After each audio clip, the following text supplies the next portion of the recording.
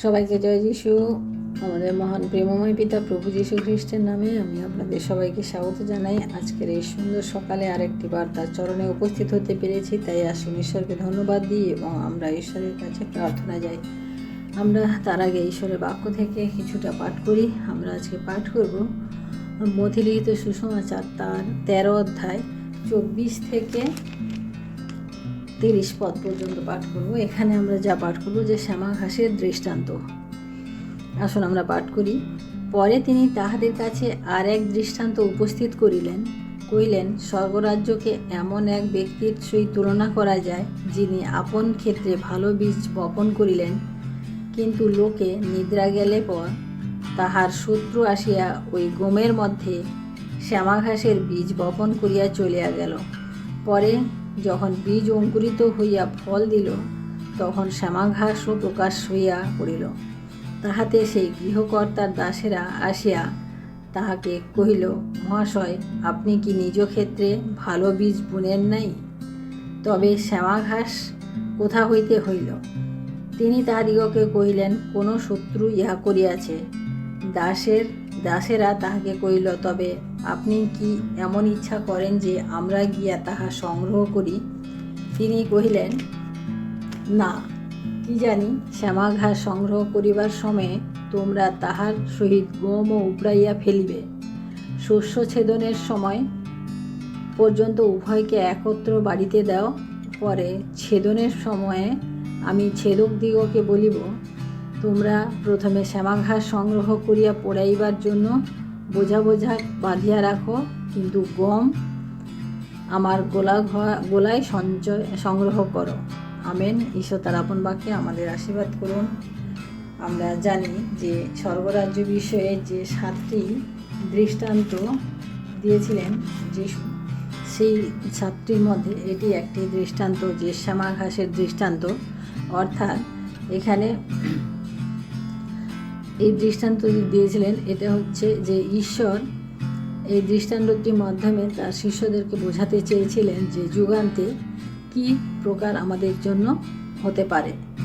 তাই তিনি তাদেরকে বললেন যে ভালো বীজ বপন করেন যিনি ভালো বীজ বপন করেন তিনি হলেন কে? মনুষ্যপুত্র, এবং ক্ষেত্র হলো জগৎ।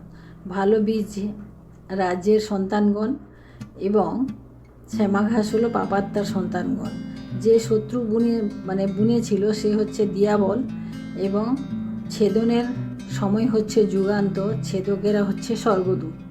অতএব যেমন শ্যামা ঘাস সংগ্রহ করিয়া, তখন সেই সময় শ্যামা ঘাস সংগ্রহ করে আগুনে পোড়ানো যাইবে, অর্থাৎ মনুষ্যপুত্র আপন দূতগণকে প্রেরণ করবেন, তাহারা তাহার রাজ্য হইতে সমস্ত বিঘ্নজনক এবং অধর্মাচারীকে সংগ্রহ করবেন এবং সেগুলিকে অনন্ত অগ্নিকুণ্ডে ফেলে দেবেন।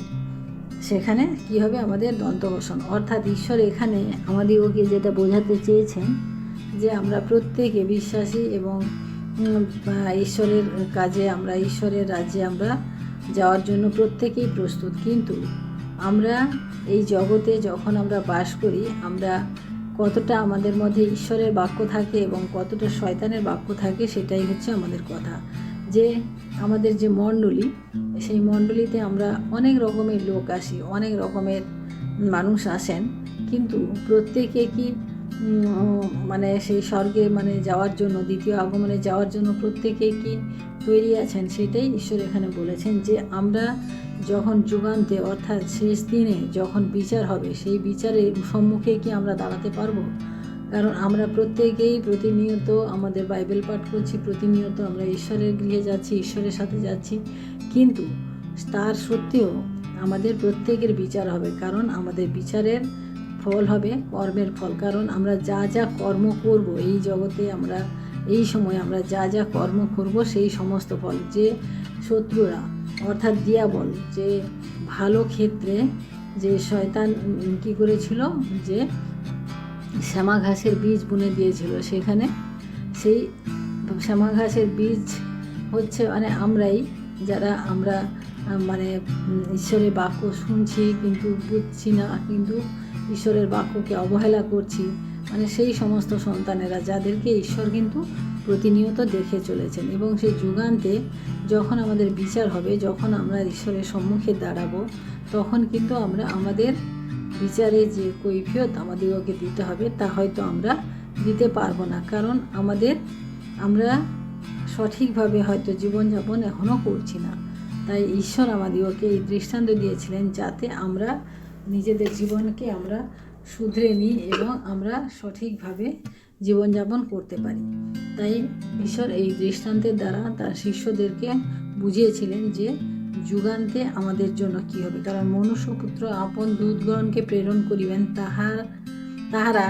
তাহার রাজ্য হইতে সমস্ত বিঘ্নজনক বিষয়, অর্থাৎ যারা খ্রিস্টর বাক্যকে নিয়ে বিঘ্ন জন্মায়, যারা বিঘ্ন জন্মায়, অনেকে আছেন মণ্ডলীতে আসেন কিন্তু এসে তারা কী করেন যে মানে এর নামে ওর নামে কথা বলেন এবং একে ওকে ভাঙিয়ে দেওয়ার চেষ্টা করেন, মানে যাতে তাদের মন ভেঙে যায় এবং তারা যাতে ঈশ্বরের বাক্য থেকে তারা যেন দূরে চলে যায়। সেই সমস্ত দুষ্ট লোকদেরকে তিনি কী করেছেন, যুগান্তে তিনি তাদেরকে এইভাবে মানে শাস্তি দেবেন বলে তিনি বলেছেন। মানে এইভাবে তিনি উদাহরণ দিয়েছেন যে স্বর্গরাজ্য সবার জন্য নয়। কারণ আমরা জানি না, অনেকে আহত কিন্তু অল্পই মনোনীত। আমরা মনোনীত কিন্তু সংখ্যা অনেক কম, কিন্তু আহত অনেকে। তাই আমাদের সেই মনোনীতদের মধ্যে আমাদের জীবনকে আমাদেরকে থাকতে হবে। তাই আসুন আমরা ঈশ্বরের কাছে আমরা এইভাবে আমাদের জীবনকে নিয়ে আসি এবং যাচনা করি যে তিনি আমাদেরকে যেন তার মনোনীতদের মধ্যে আমাদের নামটা থাকে। এবং সেই জন্য আমাদের ঈশ্বরের পথে চলতে হবে, ঈশ্বরের বাক্য মেনে চলতে হবে এবং ঈশ্বরের যে আদেশগুলি আমাদের জন্য রয়েছে সেই সমস্ত আমাদেরকে পালন করার চেষ্টা করতে হবে এবং একদিন আমরা ঠিক সময় ঠিক তার কাছে পৌঁছাতে পারবো। তাই আসুন আমরা আজকে প্রার্থনা করি এবং তার কাছে নিজেদেরকে সমর্পণ করি। Hallelujah, hallelujah, hallelujah. মহান প্রেমময় পিতা, তোমার মহানামে ধন্যবাদ প্রশংসা করি প্রভু। আজকের এই সুন্দর সময় প্রভু, আজকের এই সকালে প্রভু তোমার চরণে উপস্থিত হতে পেরেছি প্রভু, তাই তোমায় ধন্যবাদ দিই পিতা। সারাটি রাত্রি তুমি আমাদেরকে সুরক্ষা করলে, আশীর্বাদ করলে এবং তোমার অনুগ্রহের দ্বারা প্রভু আজকের এই দিন তুমি আমাদেরকে দেখতে দিয়েছো প্রভু। আজকের এই সম্পূর্ণ একটি দিন প্রভু তুমি আমাদের জীবনে যোগ করলে প্রভু এবং প্রভু তোমার এই সুন্দর বাক্যের মধ্য দিয়ে প্রভু, দৃষ্টান্তের মধ্য দিয়ে প্রভু আমাদেরকে চেতনা দিলে প্রভু, আমরা যেন নিজেদের জীবনের পথকে আমরা যেন স্থির করি বা ঠিক করে রাখি। কারণ প্রভু সেই শ্যামা ঘাসের মতো যেন আমরা না হই প্রভু, আমরা যেন সেই উত্তম বীজ হই এবং উত্তম ভূমিতে আমরা যেন ফল মানে শতগুণ ফল আমরা দিতে পারি। আমরা এর আগে প্রভু আমরা জানি প্রভু সেই বীজ বপনের দৃষ্টান্তে আমরা দেখেছি প্রভু যে বীজ বপন ভালো ভূমিতে অর্থাৎ উত্তম ভূমিতে যখন বীজ পড়ে সেই ফল কত 30 গুণ, কত 60 গুণ এবং কত শতগুণও ফল দেয়। তাই প্রভু আমাদের জীবন দ্বারা যেন আমরা সেই শতগুণ বা 60 গুণ আমরা যেন ফল দিতে পারি প্রভু, তুমি আমাদের সাহায্য করো এবং আশীর্বাদ করো প্রভু। তোমার এই দৃষ্টান্ত আমরা যেন মনে রাখতে পারি এবং এইভাবে যেন আমরা চলতে পারি, তাই তুমি সাহায্য করো। যিশু আবার তোমার কাছে আজকের এই দিনের ভার আমি সমর্পণ করি। আমাদের জীবন দ্বারা প্রভু যা কিছু হয়ে থাকে ভুল ত্রুটি তুমি আমাদেরকে ক্ষমা করো এবং সারাটা দিনের সুরক্ষা তুমি নাও প্রভু এবং আমাদের চলার পথে প্রভু তোমার বাক্যের দ্বারা আমাদেরকে উৎসাহিত করো প্রভু। আমরা যেন প্রতিটি মুহূর্তে প্রভু আমরা তোমাকে স্মরণ করে চলতে পারি প্রভু। সমস্ত মহিমা গৌরব প্রশংসা তোমাকে দিয়ে আজকের এই বিনতি প্রার্থনা চাই আমাদের মুক্তিদাতা ত্রাণকর্তা প্রভু যীশু খ্রিস্ট তোমার। আমেন। সবাইকে জয় যিশু। সবাই ভালো থাকবেন, সুস্থ থাকবেন। আজকের দিনটি সবার শুভ হোক। জয় যিশু।